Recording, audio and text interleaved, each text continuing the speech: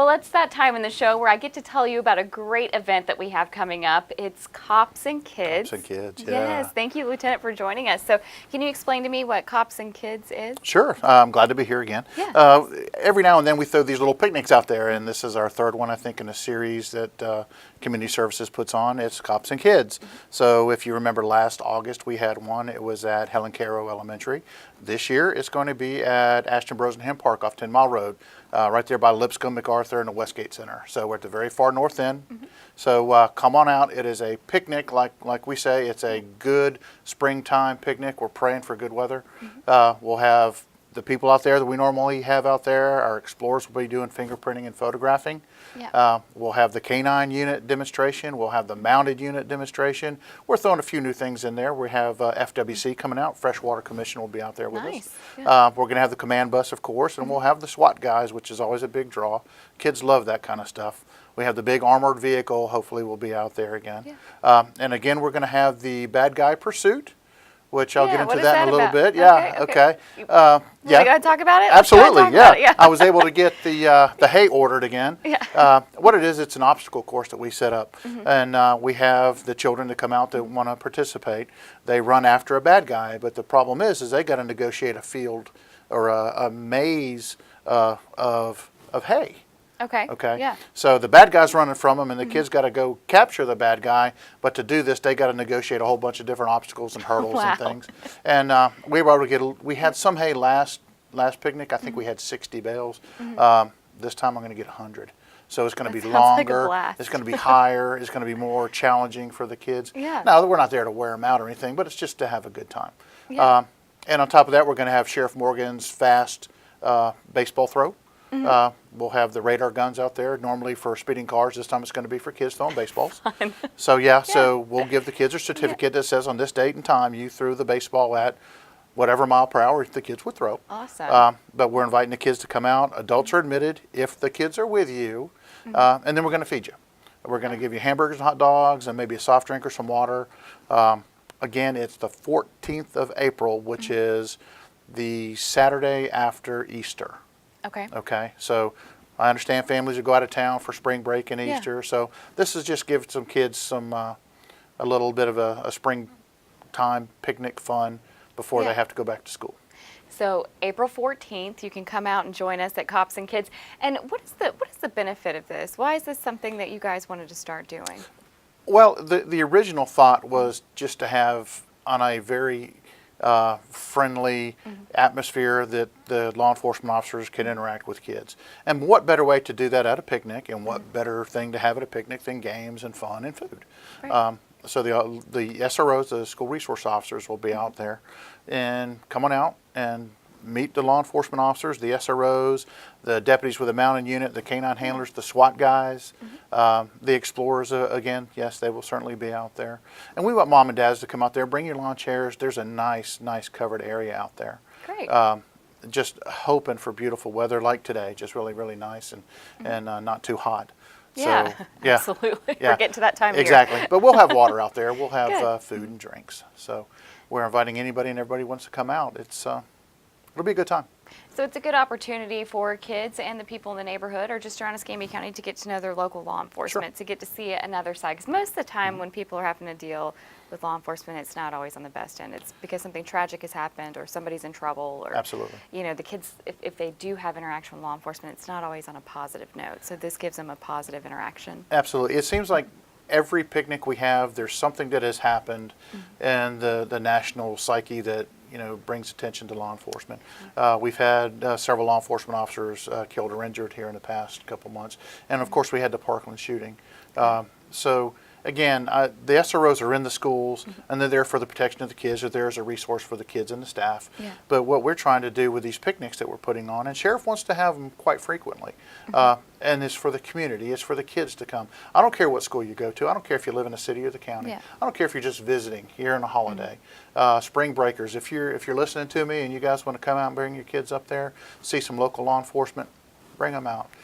It's just an interaction with the kids. That's where we're trying to focus this is on the kids. But you'll see the officers out there. We're going to be playing games with them. We're going to be running from them. Great. We're going to be with them throwing the baseballs and stuff. Yeah. So we want the kids to see us on a different way that they normally hear or see about law enforcement, which is negative, bad things. Mom and dad got pulled over for speeding, or God forbid we got called to their house for whatever bad thing had happened. So this needs to be fun. It needs to be an environment, and again, what better way to do that than a spring picnic? And if we miss this one, like you said, Sheriff Morgan wants to do a whole bunch of these He does. throughout the year. He does. So there'll be other opportunities. Yes, ma'am. Our first one was last year. I believe it was in April. We did that one in Avondale Park. Then the next one after that was at Helen Caro. So we went from kind of mid-county to southeast. Now we're going up to the north section, not up to Century Molina. We'll get to that eventually. Right. But we're trying to hit the areas that we know we can get a lot of kids to come to. And it's walking distance. And my understanding is that there's going to be a lot of soccer kids already out there playing at the soccer fields at Ashton Brosnan Park. Yeah. So we get more bang for a buck. We had, I think, just about 600 kids show up to our last one. That's up from maybe 4, I think, from the one before. So we're hoping to grow these more and more. And again, it's a community outreach thing. It's something that we want kids in law enforcement to interact together in a very low-key, fun atmosphere. So if you're looking for a fun family day, our Cops and Kids event is just it for you. It's probably right up your alley. Again, tell the people the time, the place, location. April 14th. It's a Saturday. You don't have anything you have to do on that Saturday. Come on out. And it's from 10 to 2:30, 3 o'clock. Okay. We're going to be out there, but of course we got to get there early. We got to get everything set up, and we'll be out there a little bit later to clean up, make sure everything is back the way it was. I want to thank the county. You know, Escambia County, the guys are really helping us out with Parks and Recreations. Thank FWC for giving us a hand. I forgot we're going to have face painting. Awesome. Who doesn't like face painting? Exactly. I might have a star. You know, whatever. I'll be there for that. There you go.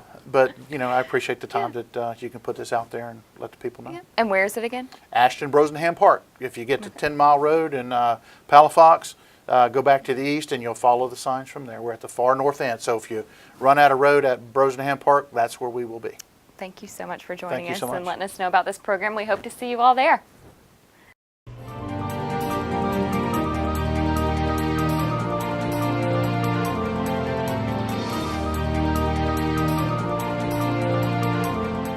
I'm Escambia County Sheriff David Morgan, and thank you for watching Ask the Sheriff. This is your chance to ask me any questions you want answered about the ECSO.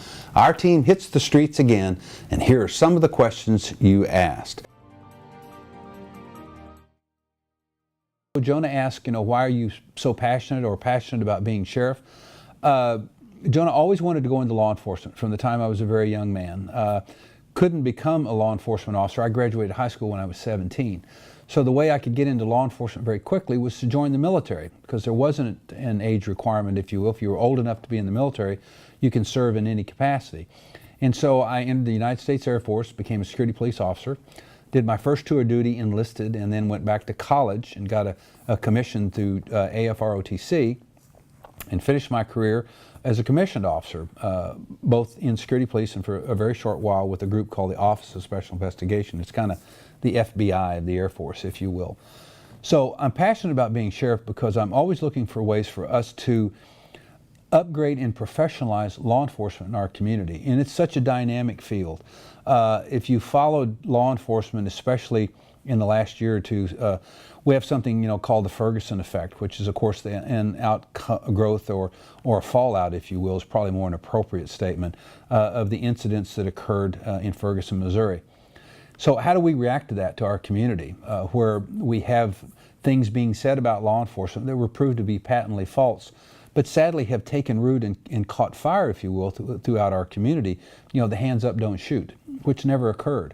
So as a chief executive of a law enforcement agency, I have to find ways from a strategic level to respond to those problems in our community and in communities across the United States, and do it again appropriately and professionally, and again to where we don't worsen a condition or make a condition worse than it currently is.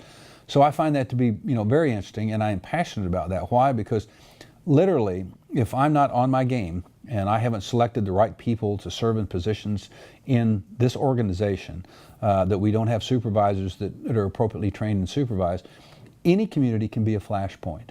And so why am I passionate about being sheriff? It's because one of my biggest jobs today is to ensure that we keep pace with the changing society and culture, and how do we respond to that appropriately in our community with an understanding that we're peacekeepers and we're bringers of the law, and that's what we're charged with doing.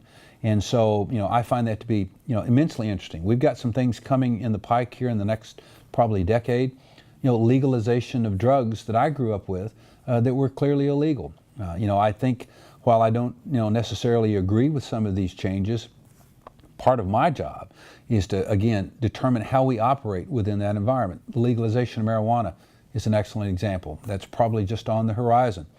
So how do I, operate in an environment where I have officers that are prescribed marijuana? I mean, a kind of a unique perspective to take, isn't it? As far as, again, as a sheriff, now I have to deal with the fact that I have an officer being prescribed and taking a narcotic that not that many years ago we were arresting people for. So that's one of the unique, natures and items that we have to deal with in law enforcement. And if you're not passionate about, going after those issues and problems, you're probably in the wrong line of work. So great question, and I appreciate you asking that. And, I always tell folks, the day that I wake up that I don't look forward to coming to the office and facing all of these challenges, making a better working environment for the men and women at the Escambia County Sheriff's Office is the day I probably need to go. That day's not here yet. So thank you very much for the question. What exactly is the Sheriff's Ranch all about? Jordan, thank you for the question. I'm a huge supporter, and I would even go so far as to say fan, of the Florida Sheriff's Youth Ranch. This organization began back in the 1950s, I believe, around 1957. It's located at Live Oak. The main campus, I should say, is located at Live Oak, Florida. If you get on Interstate 10 and head east, you go past Tallahassee, you'll actually see signs posted that say Florida Sheriff's Youth Ranch. This started when a couple of sheriffs were going to Texas together, and they were driving out in a car to pick up a juvenile who had been engaged in criminal activity to bring him back to the state of Florida. And during this long drive to Texas back in the 1950s, they discussed, what can we do to outreach to our children to divert them from getting engaged and involved in criminal activity? And that was kind of the genesis of the Florida Sheriff's Youth Ranch. It is a purely nonprofit organization. It gets almost all of its funding from those who contribute to it. Of course, I started prior to being elected sheriff, and have given since I've been sheriff. I do a payroll deduction. And every year we also hold our Hot Pursuit Run, which is a specific fundraiser for the Florida Sheriff's Youth Ranch. We've raised over $100,000, I believe, since I've been the sheriff of Escambia County. We're very, very proud of that. The children there are not, have not been, I should say, judged juvenile delinquents or adjudicated guilty of any crimes. They are what are referred to as at-risk children. They could be orphans, they could be children from broken homes. Occasionally we'll have a parent that will come to the Florida Sheriff's Youth Ranch and just ask for assistance with their child. And so if the child, again, has not been adjudicated guilty and is in the criminal justice system, they almost always outreach to help them. It's a very controlled environment. The children live in group homes. There's a husband and wife that run each facility. I believe there's 6 children per house. There's 2 per bedroom. And again, they actually work a ranch, believe it or not. They actually farm, they have cattle, they have horses. And so they're almost self-sustaining, if you will, for so many areas. They offer education from kindergarten through the 12th grade. There have been a few of the clients there. They call them ranchers, by the way, and those of us that are sheriffs are made honorary ranchers, which used to be a term of derision in the local area, where the local kids in the local schools would say, oh, you're one of those ranchers, meaning that was a child that had been abandoned, could have been an orphan, or was from a broken home. It now has kind of become, a term of pride, and all of us that are associated with the youth ranch, we tell folks, we're ranchers. We believe in the Florida Sheriff Youth Ranch. A phenomenal, successful program. If you would ever like to visit, you don't even need an appointment. If you ever find yourself on Interstate 10 going east towards Jacksonville, you pass Tallahassee, you'll see the signs that tell you where to turn off for the Florida Sheriff Youth Ranch. Literally, you can do a drop-by. And you can say, hey, I'm, Mr. and Mrs. So-and-so from Escambia County, Florida, and our Sheriff David Morgan said you need to stop by and see the Sheriff's Youth Ranch. They will take you on a tour. Again, you don't need to make an appointment. That's how open and transparent they are. They actually encourage this so people will know that there isn't any child abuse going on here. It's a very healthy home environment, which again supports educational efforts and endeavors, and they also make the children work for their stay, if you will. So I know of very few programs that I am so enthusiastic about that I know work, and this one does. So it's your Florida Sheriff's Youth Ranch, a diversionary program for young people at risk, both boys and girls, by the way. And again, if you get a chance and you get a flyer in the mail and ask you to support that, I would encourage you to do so. It's just a top-notch program. It's if you go and do one of those visits I recommended, you'll walk away from there with, welled up. There'll be a tear in your eye because some of these children's stories are kind of heart-wrenching, but you'll also know they're in the place they need to be. So again, support the Florida Sheriff's Youth Ranch.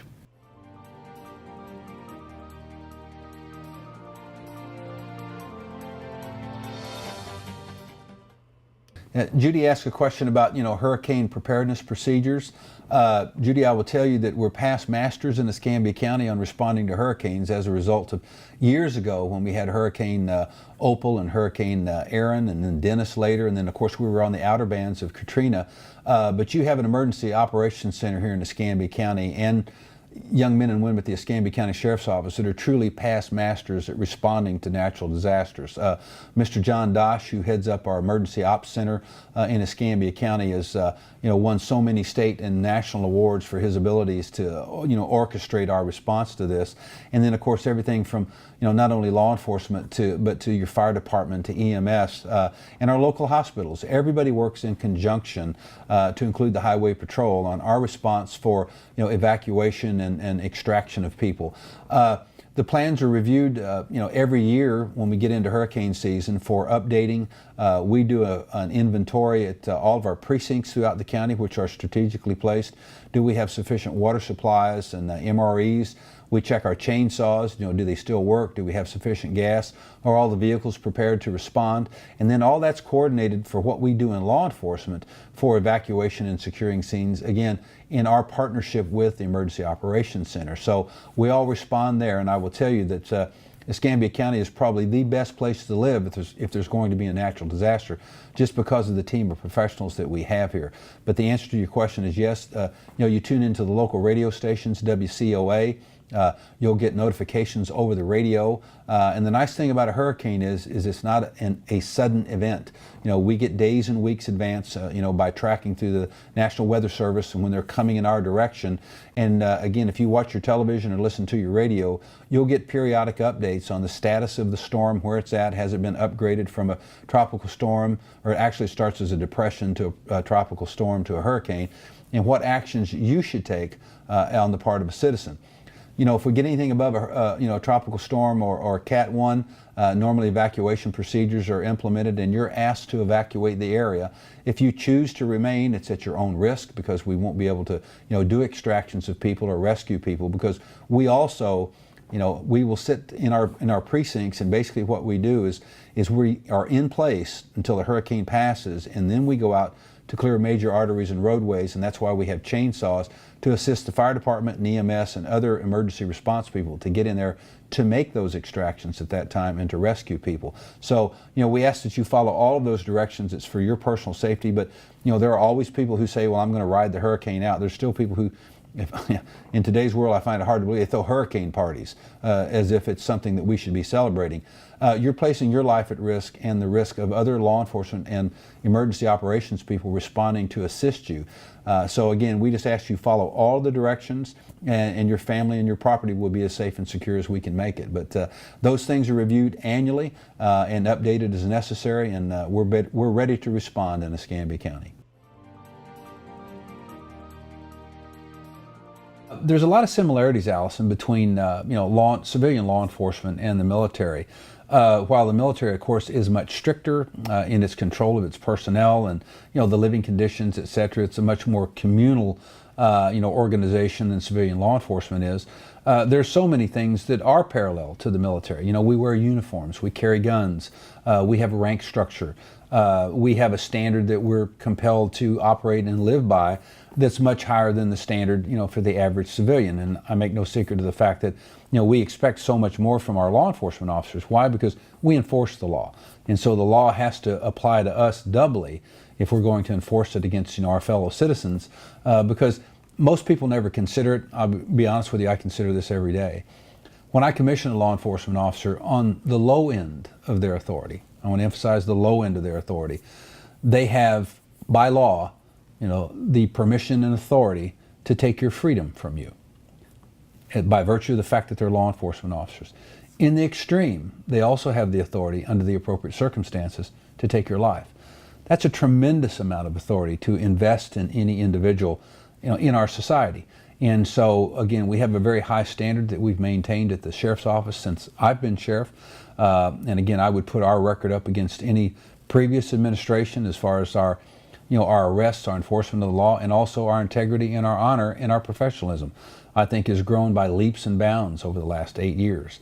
And so, again, I couldn't be prouder of the men and women of the Escambia County Sheriff's Office. And so that background, I think, from the military brought me in with a clear understanding of what we needed to do to raise the professionalism at the Escambia County Sheriff's Office. And I will tell you, again, I couldn't be prouder. The men and women here have stepped up to the plate. That's why you hear in Escambia County today a phrase that I'm just extremely proud of. People refer to our sheriff's department, not the sheriff's department. They refer to our sheriff's department.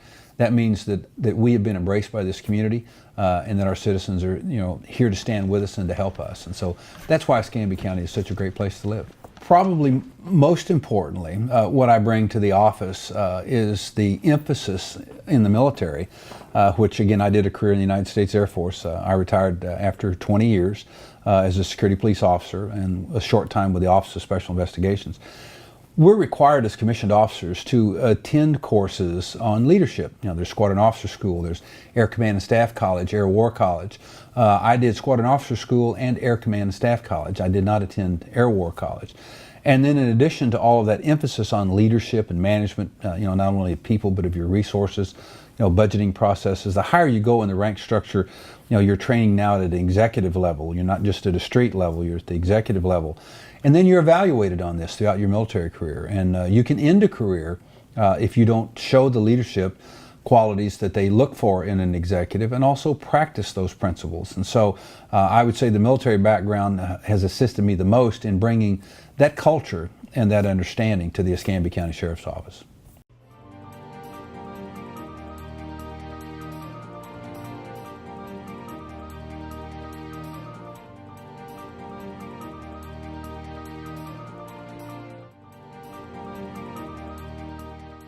Susan asked, where can she report narcotics activity due to some activity in the area where she lives? Susan, I certainly, commiserate with you if you're living in an area where there is narcotics activity. I will also tell you, unfortunately, Susan, in today's world, that we have narcotics activity in all areas of Escambia County, in the city of Pensacola, in the city of Century, everywhere in our community, throughout the state and throughout our nation. Drugs and drug usage has unfortunately become a fact of our social fabric and culture anymore. So I say that only to let you know that it's not unique to your area.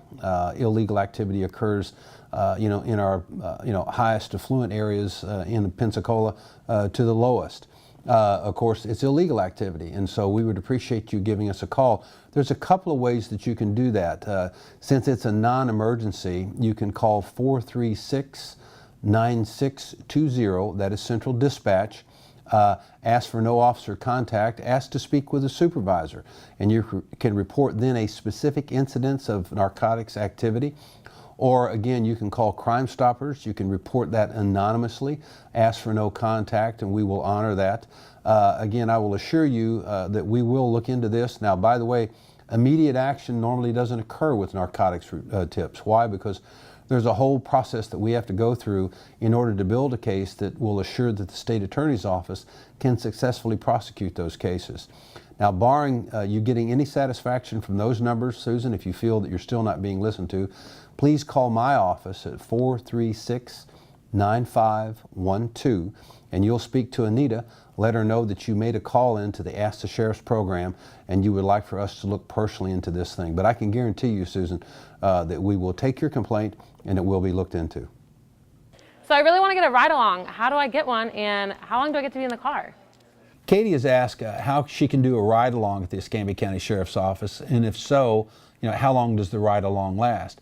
Katie, you have to come down and fill out some paperwork. As you can well imagine, we have some criteria, as with most things, that you have to go through. We will do a quick criminal history background on anyone requesting to ride at the Escambia County Sheriff's Office. That means we want to make sure that you don't have a criminal history, or there aren't any active wants or warrants out for you. As you can well imagine, we want to be very careful. We don't want someone who's, say, under a domestic violence restraining order riding with one of our officers and gathering information on possibly where his victim could reside or live. And yes, we have had those instances where people wanted to ride with the sheriff's office only to gather information about a citizen that they otherwise would not have had access to. When we sign your paperwork and you're approved, you can do up to 4 ride-alongs in one given year. Again, we don't allow relatives to ride with current officers because we want to keep that separation between the two. And normally it's dependent upon the shift and the supervisor. Some of our shifts depended upon the activity that night and your willingness to stay, and again, the calls that they respond to. You can do 8 or 10 hours with an officer. Mostly though, ride-alongs will go somewhere between 4 and 6 hours. And again, if the shift load that night is very heavy, for your safety, they may ask you, to terminate the ride at that point, and you'll be brought back to the sheriff's office or wherever you've picked up your vehicle if you happen to pick them up at one of the precincts. So again, there's a lot of factors involved there, but normally people get to see enough of the law enforcement work that they want to see in their ride-along. We would also encourage you to go to our Citizens Law Enforcement Academy to learn more about law enforcement. You get to interact with a lot of people at the sheriff's office under those circumstances. We have our investigators come in and they'll brief on homicides. Our crime scene folks come in and tell you how they collect evidence. Our PIO folks tell you how they get together and develop our press releases and how much information we can release at particular times.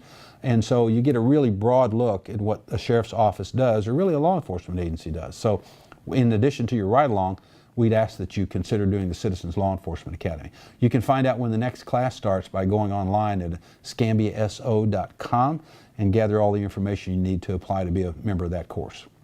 Remember, you can also email your questions and ask the sheriff at escambiaso.com. We'll be back next week right here on Blab TV Tuesday night at 8 p.m.